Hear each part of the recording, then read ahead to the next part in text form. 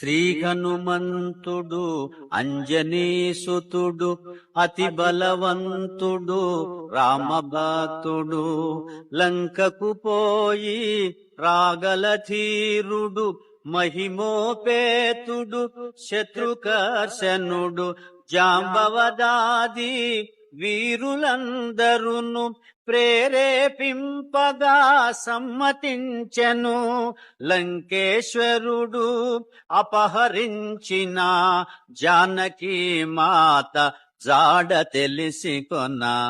తన తండ్రి అయిన వాయుదేవునకు సూర్యచంద్ర బ్రహ్మాది దేవులకు వానరేంద్రుడు మహేంద్రగిరిపై